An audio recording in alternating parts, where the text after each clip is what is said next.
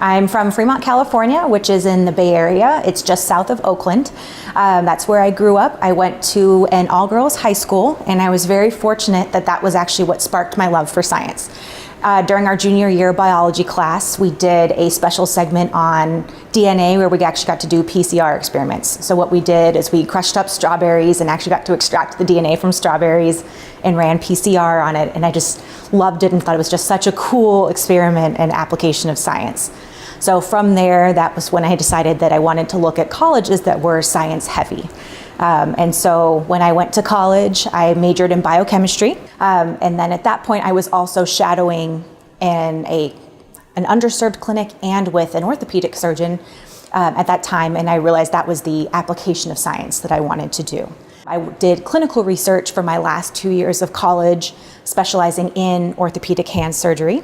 And then went to medical school after that. I did not have as much time for research during that time period, but at that point decided I wanted to specialize in general surgery to do pediatric surgery, which is a more research-heavy specialty. That's another one of the nice things about medicine is that based on your skill set and your interests, there are lots of different options within medicine in terms of the subject matter, things that you can do. Not everything is patient-based. If you go pathology or radiology route, that you don't see patients every day with those.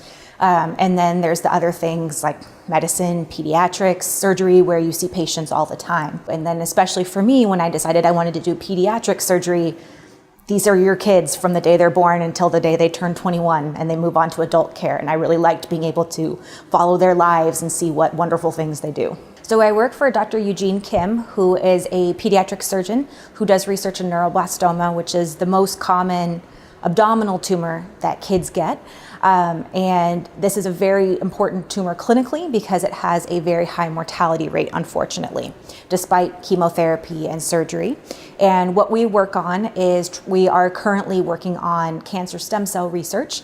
We have a population of cells that we think may be self-renewing and may be escaping chemotherapy and radiation effects. And so we're studying that population of cells to try to better characterize it and guide treatments for that. In general, regardless of what you go into, residency and medical school are very challenging. And so it's very time intensive, not only for you, but for your family and everyone who kind of travels that path with you. And then again, the patients that you see, you become very involved in their lives, and learning to emotionally handle all of that is also a challenge as well. I think one of the things is to just keep pursuing all the different opportunities that there are in science. Learn about all the different things that you can do in the field.